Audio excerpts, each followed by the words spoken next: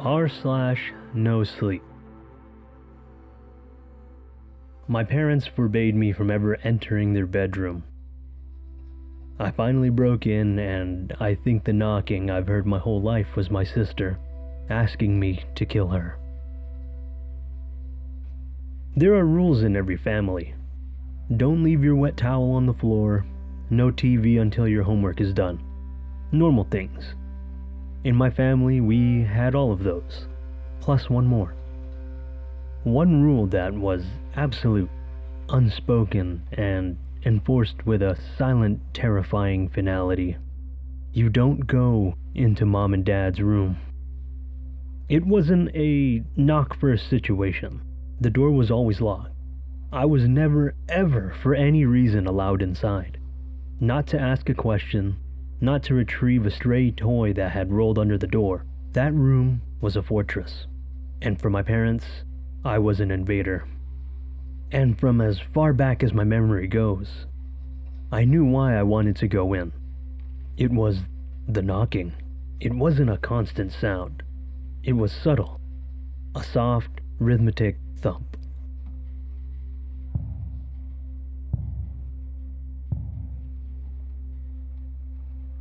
You could only hear it if you were standing in the hallway right outside of their door. It definitely came from inside. From the far wall of the room, the one that backed up against the old linen closet. I first noticed it when I was maybe 6 or 7. At first I thought it was the pipes, but the sound was too steady, too intentional. The curiosity of every child is a powerful force. A few times I found the door unlocked by mistake. Of course I'd sneak in, the thick carpet muffling my footsteps. The room was always dim, the heavy curtains drawn.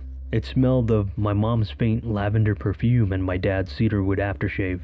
It was just a normal bedroom, a big bed, a dresser, and that tall, imposing wooden wardrobe pushed up against the far wall. And when I got close to that wardrobe, the sound was clearer.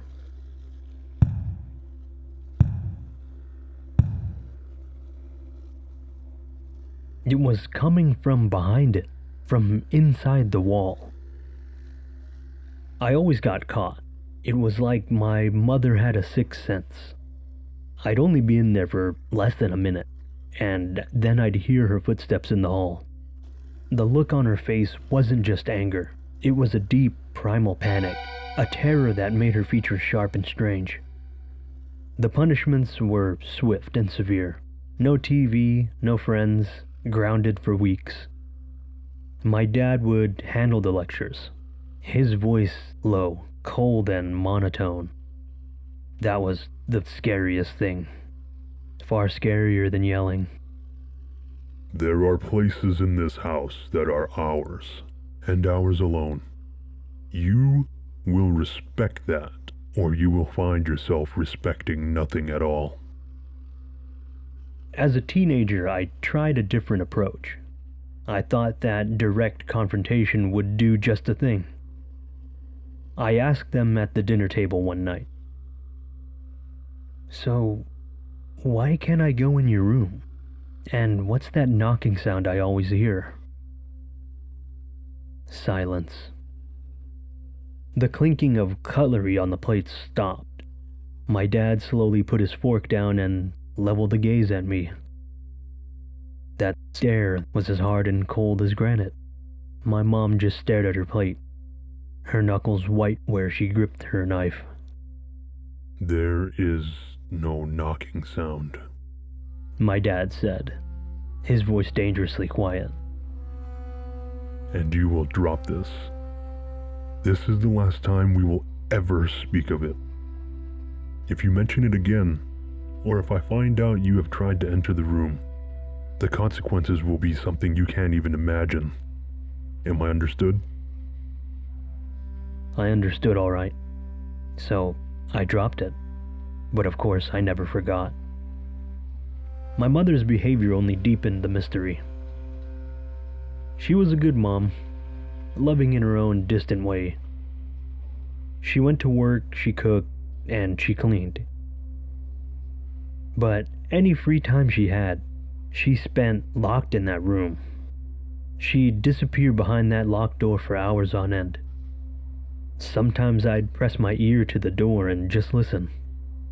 I never heard a TV or music, just a profound, heavy silence, occasionally punctuated by her soft humming. Of course, a tune with no melody, or sometimes just the faint sound of her whispering to someone who never whispered back. Fast forward to the present. Now I'm 21. I've saved up enough money from my part-time job to finally get a place of my own. A tiny apartment across town. I'm finally leaving. However, that single, overwhelming thought has dominated my mind for weeks. It's now or never. I can't leave this house without knowing. This secret has been a silent third parent to me my entire life. A ghost at every family dinner. A shadow in every hallway. I have to finally cast that light on it before I go. I told my dad I was ready to move out, and he was relieved. That was the only word for it. There was no sadness, just a weary sense of relief. He and my mom wished me luck, told me they were proud. Of course, I asked him one more time, one last time, my voice trembling slightly. So, Dad, before I go, do you think you can please tell me what's in the room? I need to know. His face hardened instantly. The mask of the proud father fell away, revealing the cold, stern guardian of the secret. Look, your new life begins when you walk out of that door. What's in this house is a part of your old one. And you'll leave it behind. You understand me? You will leave it all behind. Of course, that was his final answer. And it was my final motivation. I spent my last night packing my bags, a hollow feeling in my chest.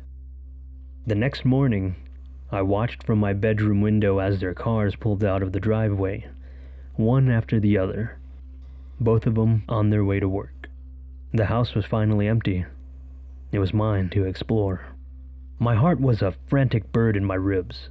I walked to the kitchen, to the old ceramic cookie jar shaped like a smiling pig. Inside is where they kept the spare key to the room. I reached inside, my fingers closing around a single cold brass key. The key to that room. Their room. I stood before that door, the key trembling in my hand. I slid it into the lock, and with a well-oiled click, I turned it. It unlocked. I pushed the door open and stepped inside. The room was exactly as I'd remembered it, smelling of lavender and cedar. That big dark wardrobe stood there like a monolith against the far wall.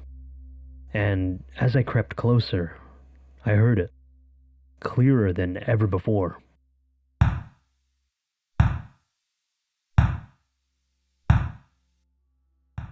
It was a slow, weak but steady rhythm. A sound of flesh on wood. I knelt down, pressing my ear against the cold plaster of the wall, right beside the wardrobe. The sound was right there, right on the other side. My own breathing was loud in my ears. I don't know why I did it, but maybe I just needed to prove to myself that I wasn't insane. I spoke to the wall. My voice trembled as I whispered, "Hello? Is someone there?" The knocking stopped. The silence that followed was so absolute it felt like a pressure against my eardrums. I waited. Nothing. As I was about to stand up to write it off as the house settling, that's when a sound came back. It came through the wall. It was a voice, a faint, dry, rasping sound.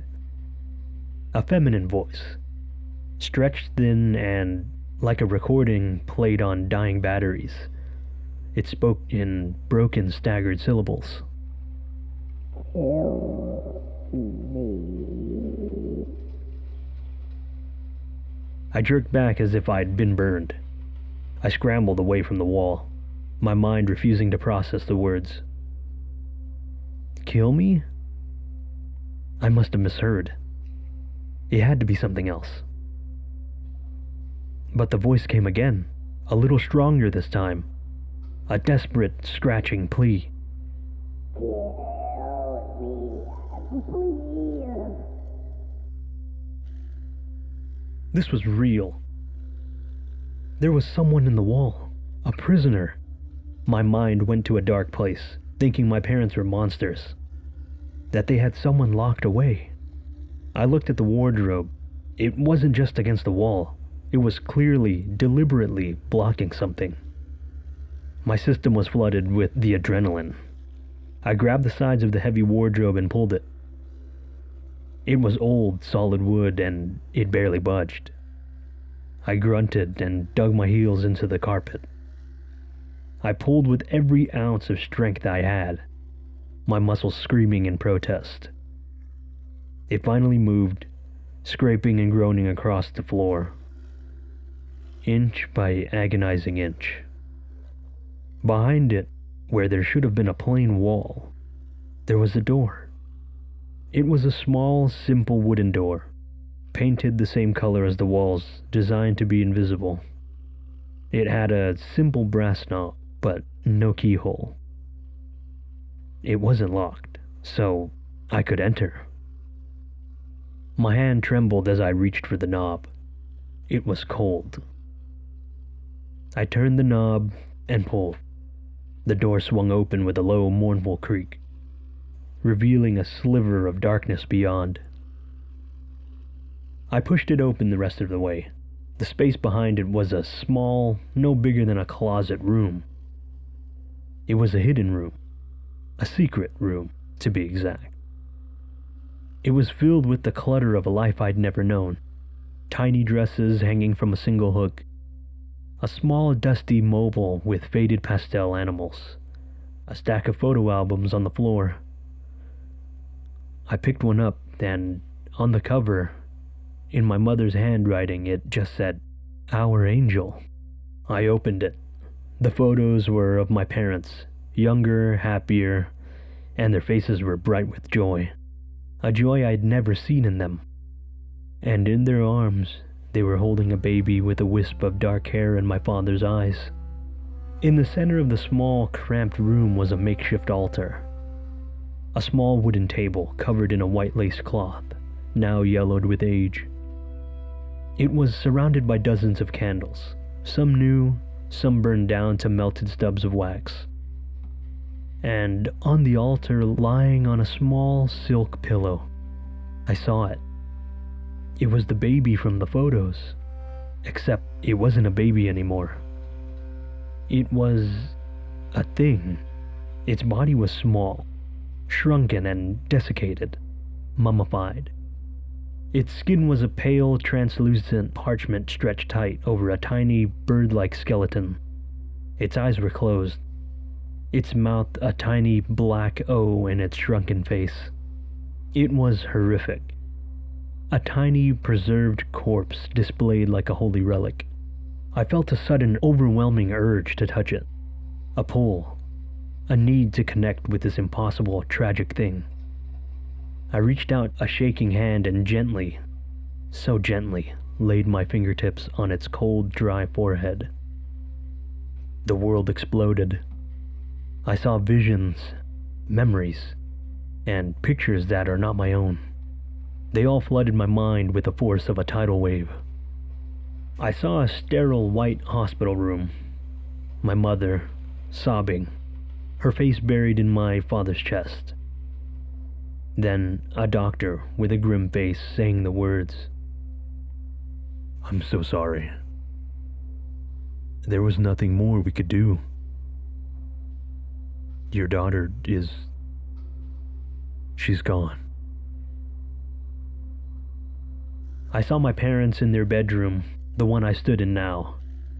They were holding the tiny, still body of their daughter, wrapped in a hospital blanket. My father, with a face covered by a mask of desperate, insane grief, was drawing a circle on the floor with red chalk. "We can bring her back," he was whispering. His voice was a frantic prayer. "The book said we could. We just have to anchor her. Give her a vessel to stay in." I saw them place the tiny body in the center of the circle, on the altar. I saw them kneeling, chanting words from a language that made my teeth ache. I saw the candles flicker and die, and a coldness filled the room as the tiny body on the altar twitched. Only once. And I felt her. Her spirit, trapped, snatched back from the piece of oblivion that slammed back into her dead, decaying shell. I felt her confusion, her terror, her unending, eternal suffering.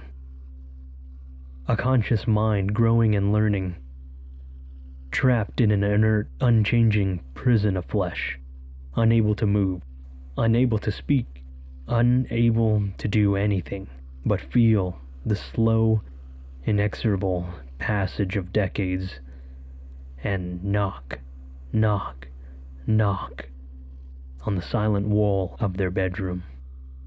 And through it all, I heard her voice, loud and clear, soul-shattering scream inside my own head. Please kill me. I ripped my hand away, stumbling back, a strangled sob tearing through my throat. I finally understood. My parents weren't monsters. Not in the way that I'd thought. They were just broken. Drowned in a grief so profound they had committed an atrocity to try and escape it. They hadn't imprisoned a stranger. They had imprisoned their own daughter. My sister. I knew what I had to do. There was no other choice. I grabbed an old soft blanket from the foot of their bed, returned to the hidden room, and carefully wrapped the tiny mummified body. It was as light as a bundle of dry leaves. I put it in my duffel bag on top of my clothes. I walked out of the room and took one last look at it. What a sad, terrible little room. And then I walked out. I didn't close the door. I didn't move the wardrobe back. I wanted them to know. I left the key on the kitchen table and walked out of the front door. I never looked back. The drive was a blur. The visions didn't stop. I felt her gratitude, a wave of pure, beautiful relief, but it was tangled with the agony of her long imprisonment.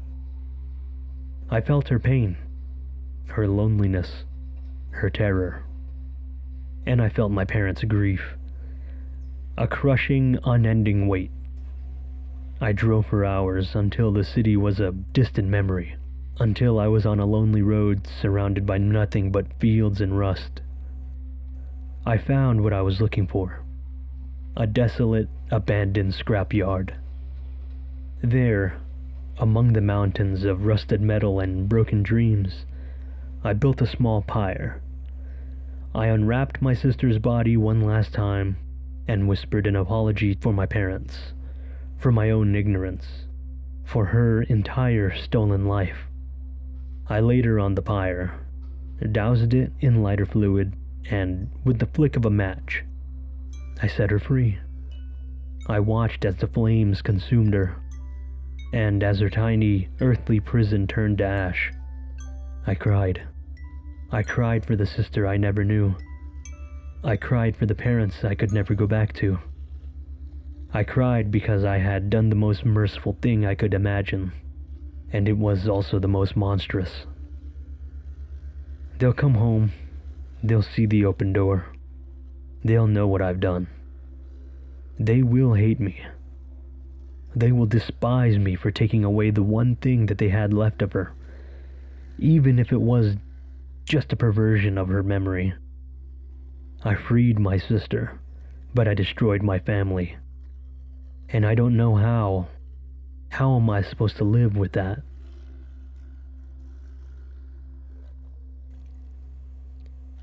Thanks for listening. Remember to like, comment, and subscribe. Even with my busy schedule, I will try my best to upload as often as I can.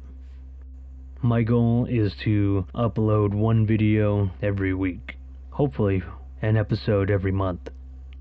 For now, I'll be going with the flow. Until next time, stay terrifying.